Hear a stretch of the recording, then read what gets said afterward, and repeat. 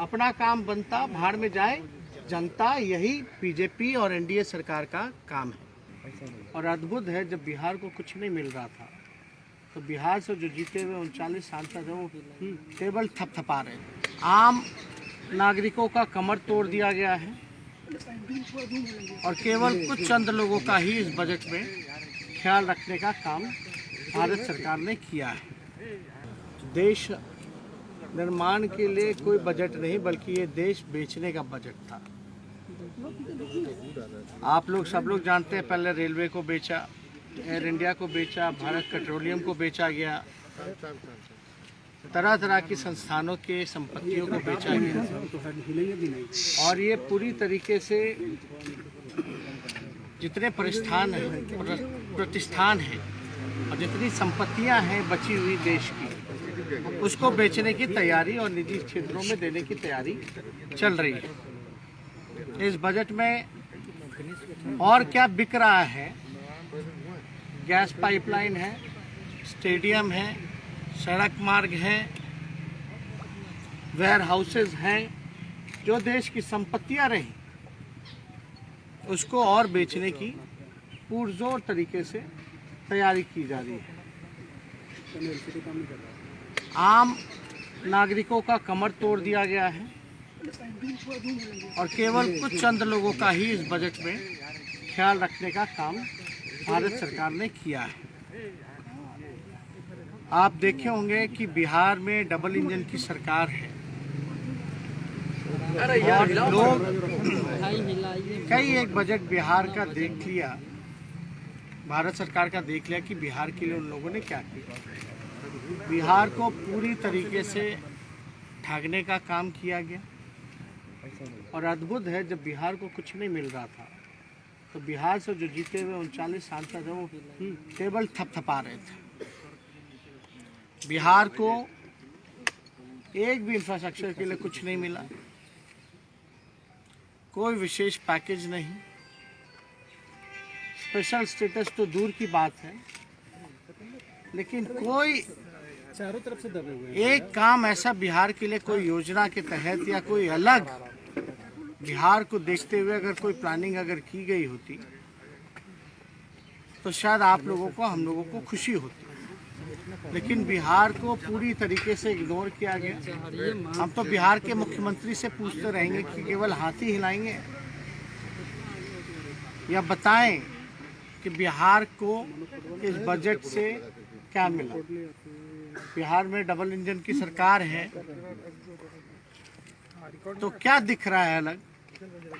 क्या आपको विशेष तौर पे बिहार को मदद मिली, सहयोग मिली, चाहे इंफ्रास्ट्रक्चर के क्षेत्र में हो या किसी अन्य क्षेत्रों में? पूरी तरीके से बिहार के साथ जो है सौतेला व्यवहार किया गया। और केंद्र सरकार लगातार जो है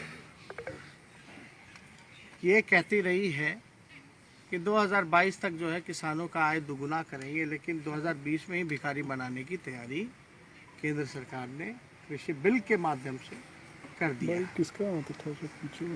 बिहार की क्या दयनीय स्थिति है ये आप सब लोगों को पता है। धान के खरीद को लेकर के या जिस प्रकार से अलग विशेष अतिरिक्त बोझ डीजल पे बढ़ाया गया है, टैक्स बढ़ाया गया है आम लोगों पर, ये सब लोग हम लोग देख रहे हैं। मुख्यमंत्री खामोश क्यों है इस बजट के आने के बाद, ये समझ में नहीं आ रहा। खामोशी शायद इसलिए है क्योंकि उनके पास बोलने के लिए कुछ नहीं है कि बिहार को इस डबल इंजन की सरकार ने क्या दिया।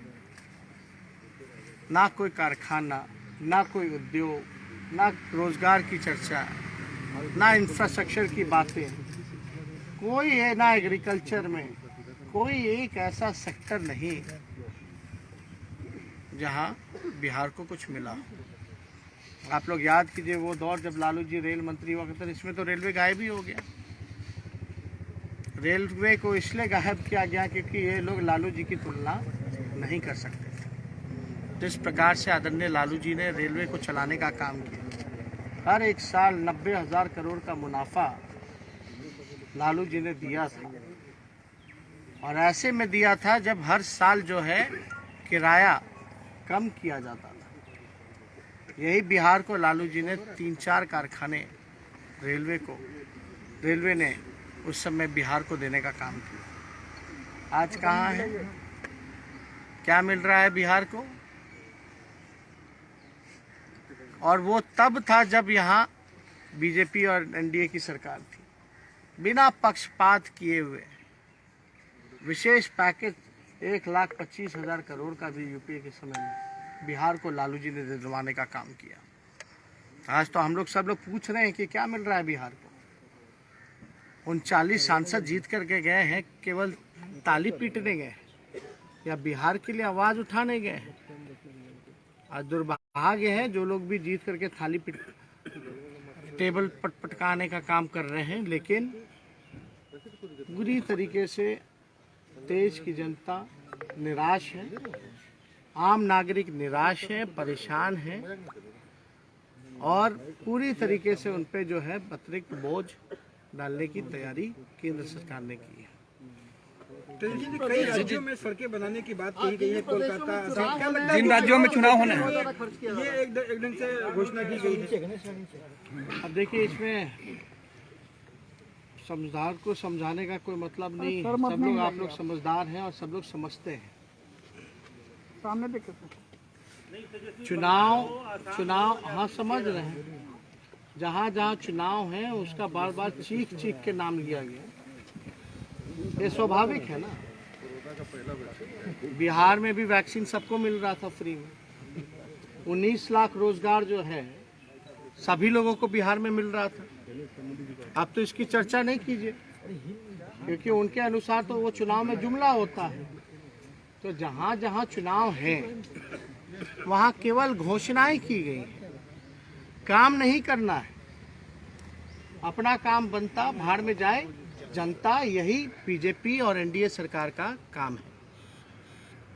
यहाँ भी लोगों को ठगा गया। क्या क्या नहीं कहा गया था कि क्या नहीं करेंगे, डबल इंजन की सरकार है, बिहार को विशेष राज्य का दर्जा, लेकिन पटना यूनिवर्सिटी को भी सेंट्रल यूनिवर्सिटी का दर्जा नहीं दे पाए। तो आप अंदाजा लगा सकते हैं एक नई यूनिवर्सिटी का भी निर्माण बिहार में इस बजट में नहीं है। ना कोई अच्छे अस्पताल, ना कॉलेजेस, ना कोई अलग इंफ्रास्ट्रक्चर की सुविधाएं, कुछ भी अलग बिहार में नहीं है। बिहार के लेके अब तो देश को ही बेचने की तैयारी है। हम लोग तो ये बार बार से कह रहे हैं, बजट ही नहीं बल्कि सेल था।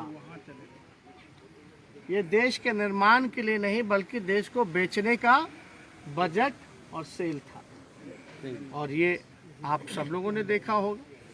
और पूरी तरीके से पहले लोगों में उत्साह होता था कि हमारे लिए क्या मिलेगा, क्या सरकार आगे 5 साल का क्या काम रहेगा, इस साल का क्या काम रहेगा।